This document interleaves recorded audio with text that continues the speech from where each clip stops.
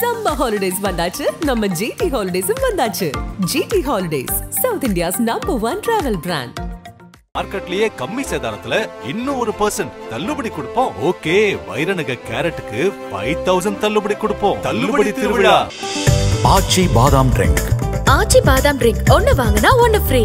November 20ஆம் தேதி தமிழிலும் கேள்வி கேட்கலாம் என்கிற ஒரு சட்டத்தை பாராளுமன்றத்தில் கொண்டு வந்தாங்க. தமிழ்ல மட்டும் இல்ல, தெலுங்குலையும் கேட்கலாம், மலையாளத்திலையும் கேட்கலாம். அப்ப இது யார் மூல காரணம்? குமரி அனந்தன்.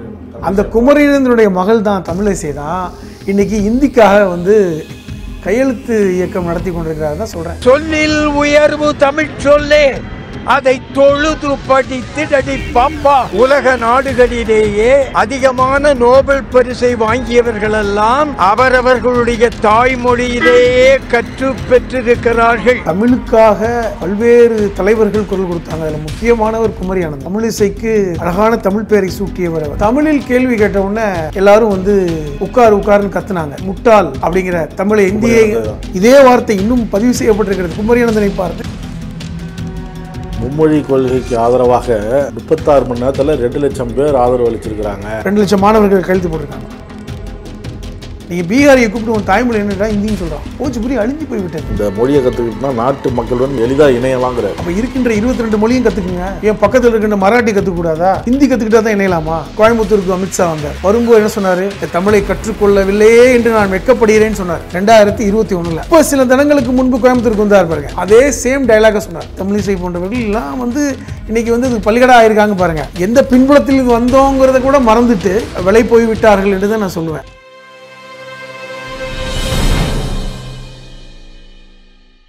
நக்கீரன் நேயர்களுக்கு வணக்கம். இன்று நம்முடன் கருத்துக்களை பகிர்ந்து கொள்ள இணைந்திருக்கிறார் மனிதநேய மக்கள் கட்சியின் மாநில அமைப்பு செயலாளர், எழுத்தாளர் புதுமடம் ஹலீம் அவர்கள். வணக்கம் சார். வணக்கம். மும்மொழி கொள்கைக்கு ஆதரவாக கையெழுத்து இயக்கம் பாஜக நடத்துது. இப்போ பள்ளி கல்வித்துறை அமைச்சர் அன்பில் மகேஷ் மாணவர்களை வலியுறுத்தி கையெழுத்து பெற்றால் நடவடிக்கை எடுக்கப்படும் அப்படின்னு எச்சரிக்கை விடுத்திருக்கிறார். அதாவது தமிழக அரசியலில் இருமொழி கொள்கை தான் உறுதி செய்யப்பட்ட ஒன்றாக இருக்குது. அதற்காக பேரறிஞர் அண்ணா காலத்திலேருந்து நீங்கள் எடுத்து பார்த்தீங்கன்னா தமிழ்நாடு இருமொழி கொள்கை தான் என்கிற உறுதிப்பாட்டோடு இருக்கிறது. அது திமுகவாக இருந்தாலும் அதிமுகவாக இருந்தாலும் இருமொழி கொள்கையில் உறுதியாக இருக்கிறார்கள் அப்படிங்கிறது நம்ம தெரிஞ்சுக்க முடியும். இரண்டாவது, இருமொழி கொள்கை என்பது தமிழகத்துடைய நிலைப்பாடு, அடிப்படையான நிலைப்பாடு. அப்போ இதை மாற்றம் செய்ய முடியாது. அப்போ அடிப்படையான ஒரு நிலைப்பாட்டுக்கு எதிரான ஒரு விஷயத்தை போனால் கண்டிப்பாக கைது நடவடிக்கை இருக்கும் அப்படிங்கிறது. ஏனென்றால் இந்தியாவிலே மொழிப்போருக்காக உயிர் தியாகம் செய்தவர்கள் தமிழ்நாட்டில் தான் அதிகம். இப்போது 1937 ராஜாஜி முதலமைச்சராக இருந்தார். அதாவது இந்தியா சுதந்திரம் அடைவதற்கு முன்பாக பிரிட்டிஷ் இந்தியாவில். அந்த காலகட்டத்தில் ராஜாஜி மும்மொழி கொள்கையை தமிழகத்துடைய நிலைப்பாடான ஒரு கொள்கையாக அறிவித்தார். இந்தி கட்டாயம் அப்படின்னு சொன்னாங்க. அதுக்காக பெரிய அளவில் போராட்டம் நடந்துச்சு. அந்த மொழிக்காக நடந்த போராட்டத்தில் தாளமுத்து நடராஜன் என்கின்ற இருவர் மொழிக்காகவே உயிர் நீத்தாங்க. கிட்டத்தட்ட ஒரு 38க்கு அப்புறம் அதை ராஜாஜியே அது வித்ட்ரா பண்ண நிகழ்வும் நடந்தது. ஏன்னா மொழிக்கான அந்த யுத்தம் என்பது இந்தியாவில் தமிழ்நாடு தான் முன்மாதிரியான ஒரு மாநிலம். அதுக்கப்புறம் நடந்த இந்திய எதிர்ப்பு போராட்டங்கள் தொடர்ச்சியாக அந்த காலகட்டத்தில் பெரியாரும் சிறையில் அடைச்சாங்க 37க்கு அப்புறம், ராஜாஜி முதலமைச்சராக இருந்தவர். அப்போ இப்படிப்பட்ட ஒரு சூழலை தமிழகம் ஏற்கனவே பார்த்துருக்கிறார். அதனால தான் தமிழ்நாட்டில் இருமொழி கொள்கை தான், ஆட்சி மொழி தமிழ் தான், இணைப்பு மொழி ஆங்கிலம் என்கிற நிலைப்பாட்டை, அரசியல் நிலைப்பாட்டை தமிழகத்தில் கடந்த 50 வருடங்களுக்கு மேலாக அந்த நிலைப்பாட்டோடு தான் நம்ம இருக்கிறோம். மும்மொழி கொள்கைக்கு ஆதரவாக கையெழுத்து இயக்கம் தொடங்கினோம். 36 மணி நேரத்தில் 2 லட்சம் பேர் ஆதரவு அளிச்சிருக்கிறாங்க அப்படின்னு யார் சொல்கிறது? பாஜக மாநில தலைவர் சொல்கிறார். ஏங்க 2 லட்சம் பேர் ஆதரவு கொடுத்துருக்காங்கன்னா 2 லட்சம் மாணவர்கள் கையெழுத்து போட்டிருக்காங்களா? மாணவர்கள் சொல்ல அவர் 2 லட்சம் பேர் பொதுமக்கள் எல்லாத்தையும் பொதுவாக எல்லாத்தையும் தான். நேற்று தமிழிசை சென்னையில் கையெழுத்து இயக்கம் நடத்தினாங்க. காவல்துறை எச்சரிக்கையை மீறி நடத்தி கைது செய்யப்பட்டார். ஆனால் எனக்கு என்ன வருத்தம்னா, தமிழுக்காக பல்வேறு தலைவர்கள் குரல் கொடுத்தாங்க. அதில் முக்கியமானவர் குமரி அனந்தன். யார்? தமிழிசையுடைய தந்தையார். தமிழிசைக்கு அழகான தமிழ் பெயரை சூட்டியவர் அவர். எதுக்கு சொல்ல வரேன்னா, குமரி அனந்தன் அவர்கள் பாராளுமன்ற உறுப்பினராக இருந்தார், சட்டமன்ற உறுப்பினராக இருந்திருக்கிறார். பாராளுமன்ற உறுப்பினராக இருந்த நிகழ்வு முக்கியமானது. குறிப்பாக 1977 அவர் பாராளுமன்ற உறுப்பினராக இருக்கிறார். பாராளுமன்றத்தில் தமிழில் கேள்வி கேட்டார். அப்போ வரைக்கும் அது நடைமுறையில் இல்லை. 77க்கு முன்னாடி வரைக்கும் ஆங்கிலம் அல்லது இந்தியில் தான் பேசுவது வழக்கம்.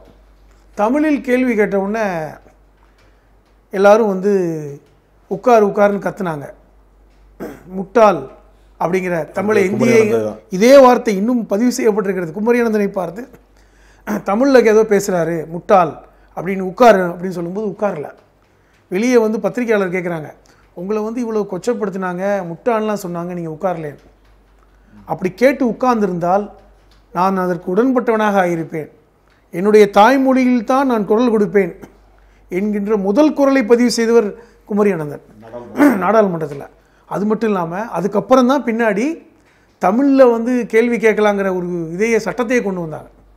அதாவது இந்திய மொழிகளில் கேள்வி கேட்கலாம். அப்போ 77 குமரியானந்தன் கொடுத்த குரல் இருக்கிறது பார்த்தீங்களா, அது ரொம்ப முக்கியமானது. அவர் தமிழுக்கு மட்டும் குரல் கொடுக்கல, இந்தியாவில் இருந்த பிராந்திய மொழிகளில் கேள்வி கேட்கலாம். ஏனென்றால் பாராளுமன்றம் என்பது யூனியன் ஆஃப் ஸ்டேட்ஸ் தான், மாநிலங்களுடைய கூட்டாட்சி தான். அப்போ எனக்கு தெரிஞ்ச தமிழ் தானே, நான் தமிழ்நாட்டிலேருந்து தேர்வாயிருக்கின்ற ஒரு பாராளுமன்ற உறுப்பினர் அப்படின்னு அந்த கேள்வியை அவர் எழுப்பினார். அதில் வந்து ஆரம்பத்தில் அவருக்கு பெரிய எதிர்ப்பு இருந்தது. ஆனால் 78 நவம்பர் 20 இந்த தேதியோடு நான் சொல்கிறேன், 1978 நவம்பர் 20 தமிழிலும் கேள்வி கேட்கலாம் என்கிற ஒரு சட்டத்தை பாராளுமன்றத்தில் கொண்டு வந்தாங்க. தமிழிலும் நீங்கள் தமிழில் மட்டும் இல்லை, தெலுங்குலையும் கேட்கலாம், மலையாளத்திலையும் கேட்கலாம். அப்போ இது யார் மூல காரணம்? குமரியானந்தன். அந்த குமரியானந்தனுடைய மகள் தான் தமிழிசை தான் இன்றைக்கி இந்திக்காக வந்து கையெழுத்து இயக்கம் நடத்தி கொண்டிருக்கிறார் தான் சொல்கிறேன். அந்த அந்த அந்த வரலாற்றை நான் சொல்கிறேன். சொல்லப்போனால் அவர் குமரியானந்தனுடைய உண்மையான பேர் அனந்த கிருஷ்ணன். தன்னுடைய பெயரை தமிழ் பெயராக இருக்க வேண்டும் என்று குமரி அனந்தன் என்று மாற்றியவர் அவர். அப்படிப்பட்ட ஒரு பின்புலம் சொல்கிறேன். அப்படிப்பட்ட ஒரு பின்புலத்தை சார்ந்த தமிழிசையே வந்து தமிழ் பெயர் வைக்கணும்னு சொல்லி தமிழிசை என்று பெயர் சூட்டிய குமரியானந்தன். ஆனால் இன்றைக்கி கட்சிக்காக பதவிக்காக கொள்கையில் மறந்து இன்றைக்கி இந்திக்காக வந்து அந்த கையெழுத்து இயக்கம் விடுவது என்பது எவ்வளோ பெரிய அபத்தமான ஒரு இதுன்னு நான் பார்க்குறேன். இன்றைக்கி வந்து பள்ளி கல்வித்துறை அமைச்சர் சொன்ன விஷயத்தை நீங்கள் பார்க்கணும். ஏன்னா அரசுடைய ஒரு அரசுடைய நிலைப்பாடாக இருக்கின்ற ஒரு விஷயத்துக்கு எதிராக ஒரு விஷயத்தை செய்யும்பொழுது கண்டிப்பாக வந்து காவல்துறை கைது பண்ணும். ஏன்னா அரசுடைய நிலைப்பாடே கொள்கை நிலைப்பாடே வந்து இருமொழி கொள்கை தான். நீங்கள் முதலமைச்சர் கூடிய கூட்டத்தை பார்த்தீங்களா, 65 கட்சிகள் அழைச்சாங்க, அதில் 55க்கும் மேற்பட்ட கட்சிகள் வந்தாங்கல்ல. எல்லோருமே திமுகவுக்கு ஆதரவான கட்சிகளாக கிடையாது.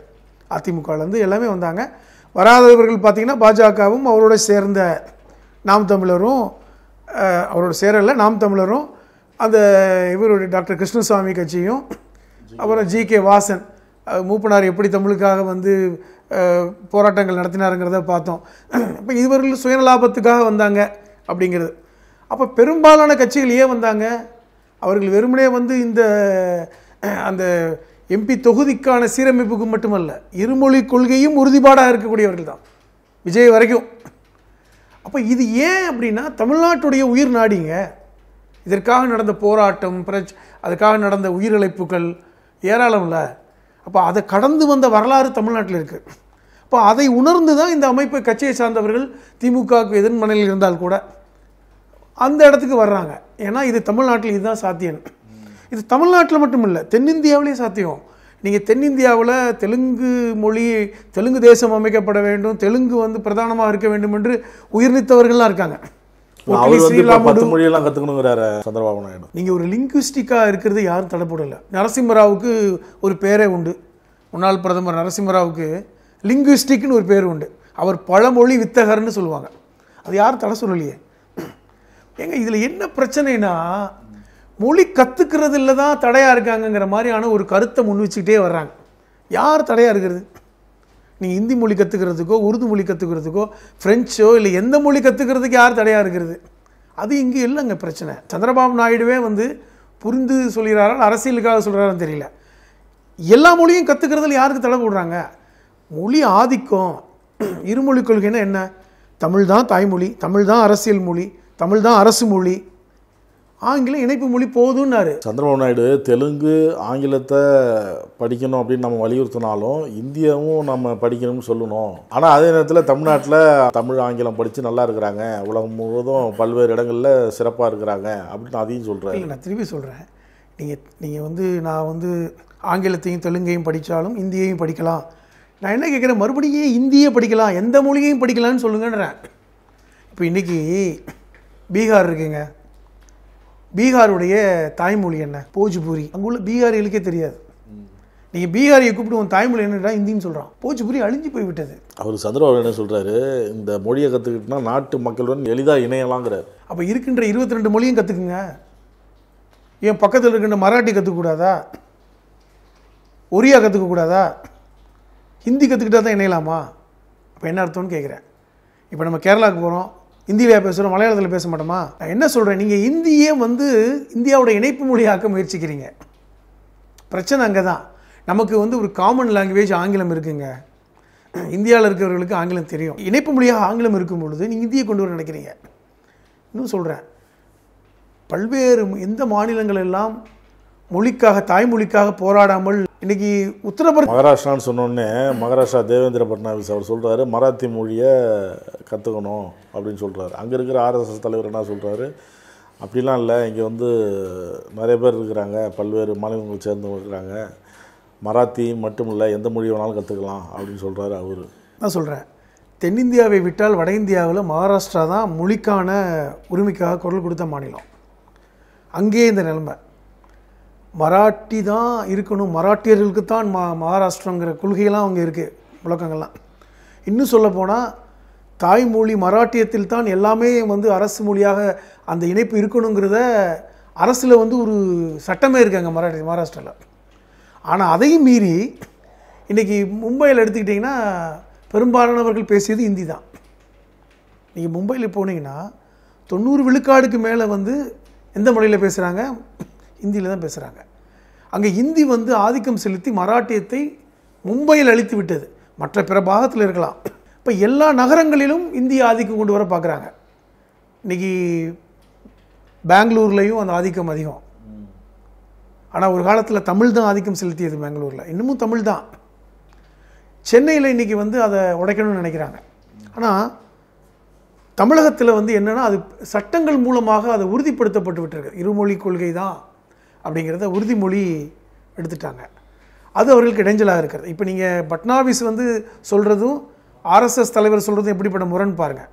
பட்னாவிஸும் ஆர்எஸ்எஸ்ஸை சார்ந்தவர் தான், பாஜகவை சார்ந்தவர். ஆனால் அவருடைய ஆர்எஸ்எஸ் பின்புலம், அவர் நாக்பூரை சார்ந்தவர்.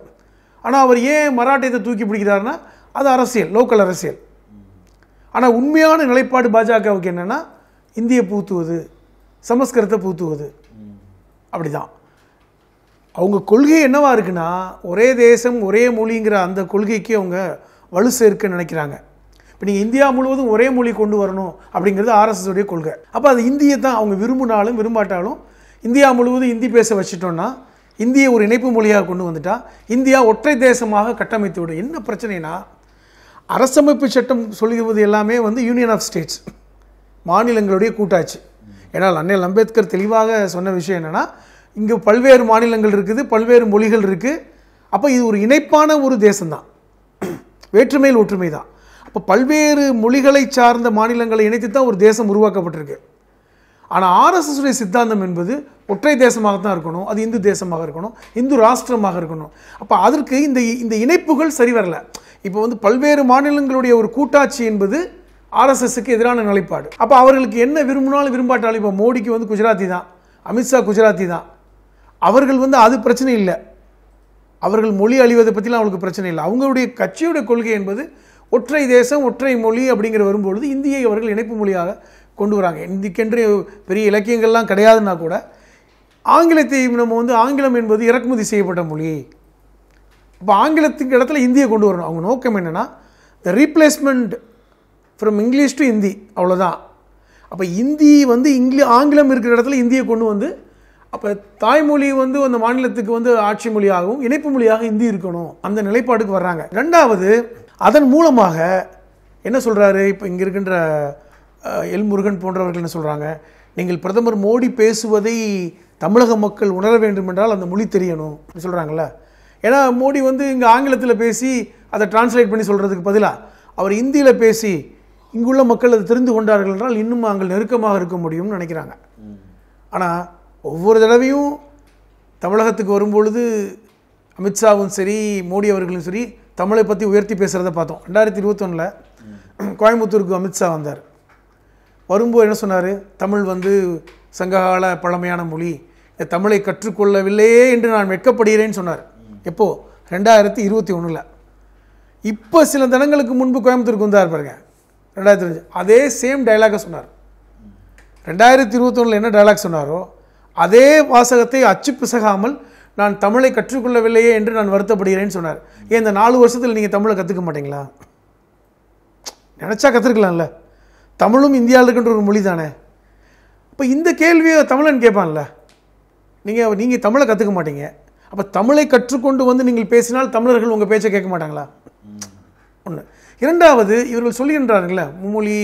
இப்போ வந்து உத்தரப்பிரதேசத்தில் இப்போ தமிழ்நாட்டில் மட்டும் நீங்கள் மும்மொழி கொள்கையை பேசுகிறீங்க, உத்தரப்பிரதேசலையும் பீகார்லையுமே ஏன் நீங்கள் மும்மொழி கொள்கையை பேசுகிறதில்ல? ஏனென்றால் அங்கே தேவையில்லை. இப்போ பீகாரில் போய் நீங்கள் மும்மொழி கொள்கையை பற்றி பேசினா அங்கே ஏற்கனவே ஹிந்தி எல்லாருக்கும் தெரியும். அப்போ இன்னொரு 3ஆம் மொழியாக நீங்கள் தமிழை கற்றுக்க சொல்லுவீங்களா பீகாரில் போய்? அப்போ அந்த தேவையில்லை. இப்போ வட இந்திய மாநிலங்களில் உங்களுக்கு இதை சொல்ல தேவையில்லை. காரணம் அங்கே ஏற்கனவே ஹிந்தி தெரியும். அப்போ இங்கே வந்து தான் நீங்கள் வந்து அந்த இந்தியை கற்றுக்கணும், மும்மொழி கொள்கையை கற்றுக்கணும். இந்த PM-ஸ்ரீயில் வந்து நீங்கள் கையெழுத்து போட்டால் தான் நாங்கள் வந்து ஆரம்ப கல்விக்கு ஃபண்டு கொடுப்பேன்னு சொல்வது எல்லாமே. டாக்டர் ராமதாஸ் பாமக நிறுவனர் சொல்கிறாரு, மும்மொழி கொள்கை மோசடி கொள்கை, இருமொழி கொள்கை ஏமாற்று கொள்கை, ஒருமொழி கொள்கை உன்னத கொள்கை அப்படிங்கிறார். இது வந்து அபத்தமான ஒரு ஸ்டேட்மெண்ட் இல்லையா? தமிழை மட்டும் தெரிஞ்சு நீங்கள் ஆட்சி பண்ணுறதுக்குன்னு நம்ம தனிநாடாக இருக்கும். எங்கள் சீனாவில் சீனா மட்டும்தான் தெரியுங்க. ஜப்பானில் போனால் ஜப்பான் மொழி மட்டும் தான் பேசுவாங்க. அதெல்லாம் தனி நாடுகள். இணைப்பு மொழிக்கு எதை பேசுகிறாங்க? டிரான்ஸ்லேட்டர் வச்சு பேசுகிறாங்க. நீங்கள் சீனாவுக்கு போனீங்கன்னா இப்போ சீனாவுடைய அதிபர் வந்தார்ல இந்தியாவுக்கு, மகாபலிபுரத்தில் வந்து மோடியும் பிரதமர் மோடி அவர்களும் சீன அதிபரும் பேசினாங்கல்ல. அப்போ கூட யாரை வச்சுருந்தாங்க? என்ன மொழியில் பேசுனாங்க? ஒரு டிரான்ஸ்லேட்டர் வச்சு தானே பேசுனாங்க. அது வந்து அபத்தம் இல்லை. நமக்கு தான் ஆங்கிலம் வந்து எல்லாருக்கும் தெரியும். ஆங்கிலம் மொழி என்பது ஆங்கில மொழி கல்வியில் இந்தியா முழுவதும் கல்வி கற்றுக்கொள்ளப்படுகிறது. எல்லாருக்கும் ஹிந்தி ஆங்கிலம் தெரியும். இணைப்பு மொழியாக ஆங்கிலம் இருப்பதில் நமக்கு சங்கடமும் இல்லை. ஏனென்றால் எல்லா மாநிலங்களிலும் பெருவாரியான மக்களுக்கு ஆங்கிலம் பேசுகிறதுக்கு தெரியும். அது போதுமானது. இரண்டாவது, ஆங்கிலம் இங்கே வந்து தாக்கத்தை ஏற்படுத்தலை. நம்ம வந்து இப்போ வந்து நீங்கள் இந்தியா முழுவதும் ஆங்கிலம் தான் ஒரு ஒற்றை மொழின்னு நீங்கள் சொல்லலை, அது சொல்லவும் மாட்டீங்க. அதனால இணைப்பு மொழி நமக்கு அச்சம் இல்லை. இப்போ நீங்கள் ஆங்கிலத்தை இந்தியா முழுவதும் ஒற்றை மொழி ஆங்கிலமாக ஏற்றுக்கொள்வோம் என்று சொல்ல வேண்டியதானே. ஒரே தேசம் ஒரே மொழி ஆங்கிலம்னு அது கூட நமக்கு அச்சம் வராது. ஏன்னா ஆங்கிலம் என்பது வெளிநாட்டை சார்ந்த மொழி, சர்வதேச மொழி, எல்லா இடத்துலையும் போனாலும் பேச முடியும். அப்போ இங்கே நீங்கள் அச்சத்தை ஏற்படுத்தக்கூடிய ஒரு வேலையை செய்யக்கூடாதுன்னு நம்முடைய நோக்கம். இப்போ ராமதாஸ் அவர்கள் சொல்வது வந்து இன்னும் மேலும் அபத்தம். இப்போ தமிழ் மட்டுமே போதும் அப்படின்னா அப்போ எப்படி நீங்கள் வந்து வெளிநாடுகளுக்கு போவீங்க? இப்போ பிரச்சனை என்னென்னா, வெளிநாடுகளுக்கு போவதற்கு ஒரு மொழி வேணும். ஆனால் இந்தியாவிற்குள் போவதற்கு வந்து நீங்கள் ஹிந்தி தெரிஞ்சு தான் போன அவசியம் இல்லை. ஏன்னா ஒவ்வொன்றும் ஒவ்வொரு மாநிலம். அதுக்கு நீங்கள் ஆங்கிலமே போதுமானது என்று ஏற்கனவே முடிவு பண்ணப்பட்ட ஒரு செய்தி தானே. அரசமைப்பு சட்டம் கொண்டு வந்த காலகட்டத்திலே ஆங்கிலம் இணைப்பு மொழின்னு சொல்லிட்டோம். ஆங்கிலம் மக்கள் ஆங்கில மொழி கல்வியில் நம்ம எல்லோரும் கற்றுக்கிட்டோம். இப்போ நீங்கள் அதை மாற்ற நினைப்பது என்பது இது வந்து உங்களுடைய உள்நோக்கத்தை சார்ந்து அது வந்து ஒரு இப்போ ஆங்கிலம் வந்து தாய்மொழி அளிக்கலை. இன்னொரு நீங்கள் பாயிண்ட்டை புரிஞ்சுக்கணும். இப்போ நம்ம ஆங்கில மொழி கல்வியை கற்றோம், நாங்கள் இங்கே தமிழ் அழிச்சிச்சா மொத்தமாக இல்லை. ஆனால் இந்தியை எங்கெல்லாம் திணித்தார்களோ அங்கே தாய்மொழி அளிக்கப்பட்டிருக்கிறது. அதற்கு மிகப்பெரிய உதாரணம் பீகார், மிகப்பெரிய உதாரணம். அப்போ இது மாதிரியான ஒரு சூழல் தமிழ்நாட்டில் வந்து விடக்கூடாது என்று தான் நம்ம போராடுறோம். அதிமுக முன்னாள் எம்எல்ஏ விஜயகுமார் மும்மொழி கொள்கைக்கு ஆதரவாக பாஜக நடத்திய கையெழுத்து இயக்கத்தில் கையெழுத்து போட்டிருக்கிறார். எடப்பாடி உடனடியாக நடவடிக்கை எடுத்திருக்கிறார். சரிதானே? இவங்க என்ன சொல்கிறாங்க, அதிமுக பாஜக கூட்டணியில் தான் இருக்குது, பாஜகவோட ஒத்து போகிறது ஏற நல்லா தெரியுது. அதிமுகவுடைய கொள்கையுமே இருமொழி கொள்கை தானே, அவர்களுடைய நிலைப்பாடுமே இல்லை. அதாவது அதிமுகவும் பாஜகவும் கூட்டணியாக இருக்காங்க, உள்ளே இருக்காங்கங்கிற சந்தேகம் இன்ன வரைக்கும் நமக்கு இருக்குது. இன்ன வரைக்கும் அது நீர்த்து போகலை. 2026 தேர்தலுடைய அறிவிப்பு வர வரைக்குமே அந்த சந்தேகம் இருக்கும். ஆனால் நீங்கள் சொல்கிறீங்கல்ல, அதிமுகவில் இருப்பவர்கள், உள்ளே இருப்பவர்கள் பாஜகவுடைய ஆதரவு மனப்பான்மையோடு இருக்காங்கன்னு நம்ம சொல்லி வரோம். அதில் இது ஒரு சாம்பிள் தான்.